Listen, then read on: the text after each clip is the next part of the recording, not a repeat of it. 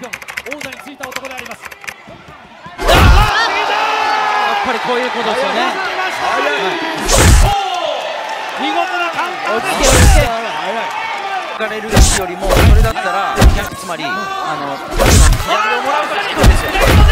まあね、やっぱ他がねこれそういうことです。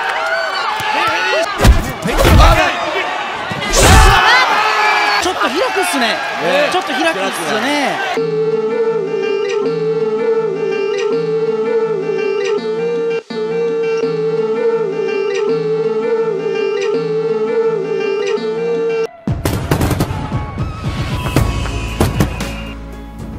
Pumasok ang taong 2024 na walang world champion ang Pilipinas sa larangan ng boxing. Marami sa mga boxing fans ang unti-unting nawala ng tiwala sa ating mga boksingero. Dahil sa sunod-sunod na pagkatalo ng ating mga fighters, hindi na sila umaasa pa na magkakaroon pa tayo ng world champion dahil matatalo lamang ang mga pambato natin, lalo na kung doon sila lalaban sa bansang Japan. Ayon sa ilang mga Filipino fans, tapos na raw ang golden era ng Philippine boxing at panahon na ngayon ng mga Japanese fighters. Subalit dalawang importanteng panalo ang naitala ng ating mga pambato sa world title fight ngayong 2024. At ang panalong ito ay nangyari doon mismo sa Japan. Tinalo ng ating mga pambato na sina Melvin Jerusalem at Pedro Taduran ang dalawang undefeated world champions ng Japan na sina Yudai at Genjiro Shigeoka. Dahil sa impresibong panalo ng ating mga pambato, muling nabuhay ang tiwala at pag-asa ng mga Pinoy boxing fans. Nakita nating muli ang liwanag ng tagumpay at ito ay isang palatandaan ng unti-unting pagbangon ng mga boksingerong Pilipino. Hindi madaling talunin ang Shigeoka brothers dahil sila ay mga talented fighters. Mabilis ang galaw, may lakas ang mga kamao, at sila ang itinuring na pinakamahusay na boksingero sa minimum weight division. Pinabagsak nila ang mga world champions mula sa iba't ibang bansa, at ang akala ng karamihan sa mga boxing fans ay magtatagal sila bilang world champion. Ang pinaniniwalaan ng mga boxing analyst na maaring tumalo sa magkapatid na Shigeoka ay ang WBO minimum weight champion Oscar Collazo ng Puerto Rico. Si Collazo ay isang undefeated world champion at hawak siya ni Oscar De La Hoya ng Golden Boy Promotions. Nakuha ni Collazo ang WBO title matapos niyang talunin si Melvin Jerusalem noong May 2023. Subalit hindi na ikasa ang unification fight sa pagitan ni Collazo at ng magkapatid na Shigeoka. Kaya ang promoter ng Shigeoka brothers na si Koki Kameda ay humanap ng ibang challengers na maaring ilaban sa kanyang mga alaga. At dumating ang pagkakataon para kay Melvin Jerusalem na lumaban para sa WBC title na hawak ni Yudai Shigeoka. Si Pedro Taduran naman ay naging mandatory challenger at napalaban siya sa IBF minimum weight champion Genjiro Shigeoka. At sa harap mismo ng libu-libong Japanese boxing fans, natikman ng magkapatid na Shigeoka ang isang masakit na pagkatalo mula sa kanilang Filipino challengers na sina Jerusalem at Taduran. Sa wakas, dumating na rin ang pagkakataon upang makapaghiganti tayo sa mga Hapon dahil sa dami ng mga Pinoy boxers na kanilang tinalo nitong nakaraang mga taon. Kaya sa videong ito mga idol ay pag-uusapan po natin ang kwento ng tagumpay ng WBC minimum weight champion Melvin Jerusalem at ng IBF minimum weight champion Pedro Taduran. Paano nila pinaghirapan ang ensayo at game plan upang patalsikin ang dalawang world champion ng Japan? March 31, 2024, ang unang pagdepensa ng Shigeoka brothers sa kanilang mga titulo laban sa mga Filipino challengers.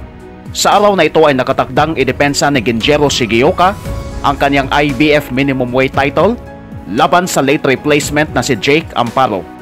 Samantalang sa main event naman ay ang pagdepensa ni Yudai Shigeoka sa kanyang WBC minimum weight title laban sa WBC number 6 contender at former world champion Melvin Jerusalem.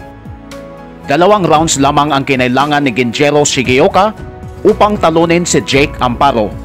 Isang matulis na body shot ang tumama kay Amparo sa round 2 at hindi na niya kinaya na magpatuloy pa sa laban. Si Amparo ay hindi masyadong nakapaghanda kay Shigeoka dahil ipinalit lang siya matapos magtamo ng injury ang original opponent na si RR Andales. At pagdating sa main event ay ang laban sa pagitan ni Yudai Shigeoka at Melvin Jerusalem.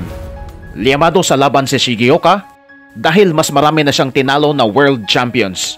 Pinatumba ni Yudai Shigeoka ang world champion ng Puerto Rico na si Wilfredo Mendez at tinalo rin niya ang world champion ng Thailand na si Panya Pradabsiri. Dihado man sa laban, subalit pinaghandaan talaga ni Jerusalem ang laban na ito at hindi siya nagkulang sa kanyang ensayo at conditioning. Kumuha rin siya ng mga sparring partners na makakatulong upang pag-aralan ang fighting style ng kanyang kalaban. Ayon kay Melvin, kung matatalo pa siya kay Yudai Shigeoka, maring hindi na siya mabigyan ng pagkakataon na lumaban pa sa world title, kaya ibinuhos niya ang lahat ng preparasyon upang makuha ang titulo mula sa Japanese champion. At sa round 1 pa lamang ay umatake na sa katawan si Jerusalem at nasaktan dito si Yudai Shigeoka. Nagpaulan ng mga kombinasyon ang ating pambato at maganda ang kanyang simula sa laban. おおボディおこれです。ボディ効いた。ボディ入った。ユダボディ効いてない。効いてないと思う。効いてない。もう一回来ました。もう一回ボディボディ効いてないですか。ボディ効いてないですか。雄大が首つきます。ユダボディ効きましたよ。雄大が下がります。大きく距離を取りにました。さあジェルサイムボディ2つ徹底的に出てきます。危ない。ジェルサイムすごい勢いだ。パワーありますね。ジェルサイムが返り咲き満々。ボディもらいましたね。明らかにもらったのは確かです。ボディ効いてますね。フェイントから時間後。第1ラウンドいい攻撃を見せました。チャレンジャージェルサレム。 Dito pinatunayan ni Jerusalem na pwede palang masaktan ng body shot ang mga Japanese fighter. Sa round number 3 ay isang malakas na right straight mula kay Jerusalem ang nagpabagsak sa Japanese champion. やっぱりこういうことですよね。見事なカウンター。落ち着け落ち着け。 Halos hindi makapaniwala si Yudai Shigeoka na malakas pala ang mga kamao ni Jerusalem. Pagkatapos makatikim ng knockdown ay bumawi si Yudai Shigeoka sa round 4 at round 5. Naging agresibo ang Japanese fighter at nakapasok naman ang kanyang mga solid combinations pero tinanggap lamang ito ni Jerusalem. 後も打たせないんで。そうですね。非常に綺麗な。Subalit dito sa round number 6, naging careless na naman si Yudai sa kanyang pag-atake sa Filipino challenger at natamaan na naman siya ng isang malakas na left straight mula kay Jerusalem. ちょっと開くっすね。ちょっと開くっすよね。構えがね。 So dito sa replay ay makikita natin na mautak talaga si Jerusalem dahil hinayaan niya na maging kampante si Yudai sa kanyang pagpasok, subalit nakahanda pala ang kanyang malakas na counter.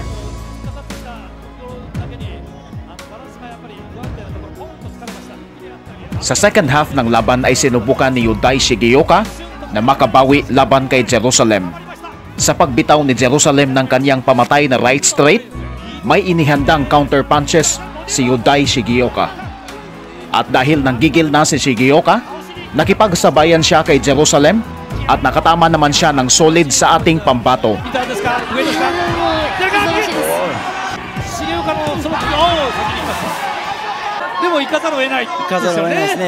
ょっとダウン取られてるっていうのがね、そういうことなんで、なんでリスクを冒さないとダメなんで、3だったらジェルサレムいい選手です。だいぶ戦いやすくことですね。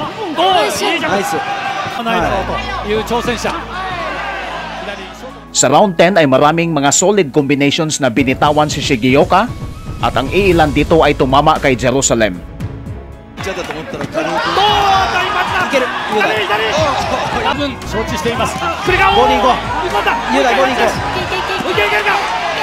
Sa championship rounds ay doble kayod na ang Japanese champion dahil gusto niyang makadikit sa scorecard at baka sakali ay makuha pa niya ang panalo via decision. エルビンも待っています。それももらっても仕方ないんで、はい、ナイスボディ。 Humanap rin siya ng pagkakataon upang patumbahin ang Pinoy challenger, subalit kabisado na ni Jerusalem ang galawan ng Japanese champion. もうちょっとしっかり当たってますと。At pagkatapos ng 12 rounds, kinabahan ang mga Pinoy dahil inanunsyo ng ring announcer na split decision ang resulta ng laban. Mabuti na lang at nakuha ni Melvin Jerusalem ang panalo at siya na ang WBC World Minimum Weight Champion. Sa kabila ng dalawang knockdown na naitala ni Jerusalem, dikit pa rin yung scorecard pero ang importante ay nakuha niya ang panalo. At ang panalo ni Jerusalem ay nagbigay ng kasiyahan sa mga Pinoy boxing fans. At noong July 28, dumating na rin ang nakatakdang araw kung saan kailangang harapin ni Genjiro Shigeoka ang kanyang mandatory challenger na si Pedro Taduran. Alam ni Taduran na malakas at matibay na kampiyon si Shigeoka. Subalit hindi siya natatakot na dumayo sa Japan at kaya niyang bigyan ng magandang laban ang Japanese champion. Sa round 1 ay nag-pressure agad si Taduran pero nag-ingat naman siya dahil alam niya na magaling na counter-puncher si Genjiro Shigeoka.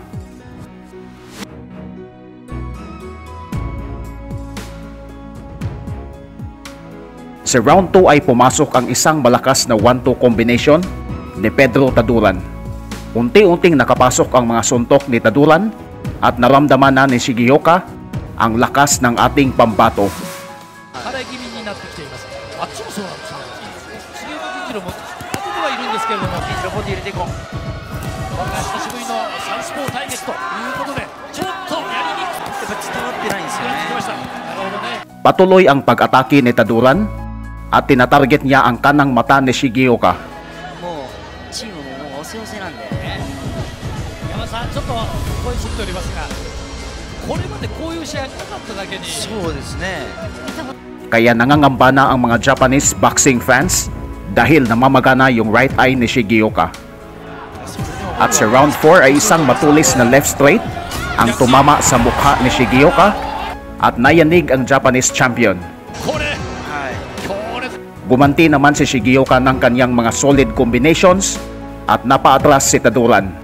銀次郎入っていこう。ここ銀次郎行こう。簡単になりました。銀次郎行こう。ここ。今グラウンドなんだ。新しく簡単なようです。これは効いた。チャンス。チャンス。今がチャンスかもしれません。いや、チャンスです。右差し込んでいきます。左。 Subalit walang tigil ang pag-atake ni Taduran at nakaramdam na ng pagod ang champion ng Japan. 打ち下ろしちゃいます。この距離で、お前らしいですね。これちょっとクリキャッパーじゃないですか。ちょっとね。ちょっと今反則だね。 Apektado na rin ang paningin ni Shigeoka dahil sa dami ng mga suntok na tinanggap niya mula kay Taduran. Ang matutulis na mga jab ni Taduran ay pasok na sa mukha ng Japanese champion. At dahil dito ay mas lalong ginanahan si Taduran na atakihin ang kampiyon ng Japan. フック上がってきます。おお、左ストレート。 Ito ang unang laban na nahirapan talaga si Shigeoka. 左のストレートを打ち込んできます。苦しい試合が強いられています。重岡銀次郎。ステップも Pero may mga pagkakataon din na nakapasok ang mga power punches ni Shigeoka, ngunit tinanggap lamang ito ni Taduran. Matibay ang panga ng ating pambato at matigas din ang kanyang katawan, kaya hindi siya tumiklop sa mga body shots na binitawan ni Shigeoka. カウンター銀次郎。相手は全然交代してくれません。完全にいつもの銀次郎が放つパンチではない。ちょっと窮屈なところで打ってるようなそんなパンチです。いやボディもちょっと効いてるっすね。あるんで目がどんどん見えなくなっていくんで、だったらもうこの1分で回復してこの1ラウンドにもう全力でいかないと。そこまで追い込まれてるという追い込まれてますね。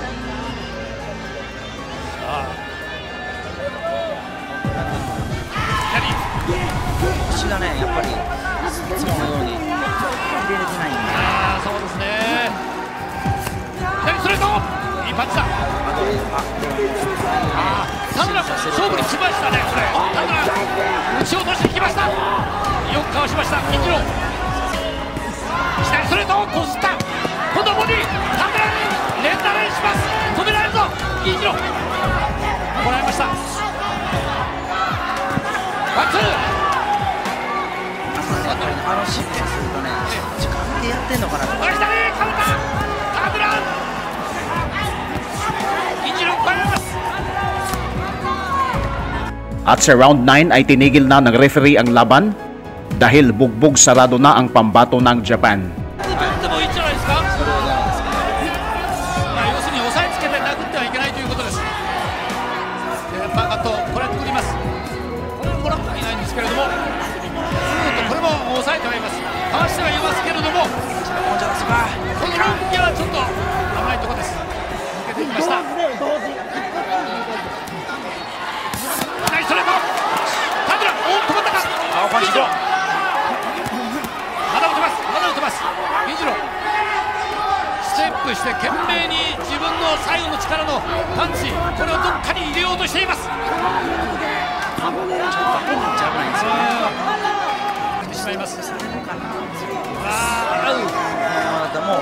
う打破できないってね、見はされもうもう倒す力がないということをそういうことです。レフェリーストップ。銀次郎力つけました。ペドロ・タドラ、銀を止めて王座返り咲き。滋賀県で行われた初めての世界タイトルマッチ、王者だった重岡銀次郎、その王座陥落です。タドランツはですね、やっぱ目も見えてないんで、あと日本 And the new IBF minimum weight champion of the world, Pedro Kid General Taduran. かもしれないけど、はい、キャリアやっぱですよね。りリング、このプロのリングとは違うんですよね。Maraming salamat Melvin Jerusalem at Pedro Taduran.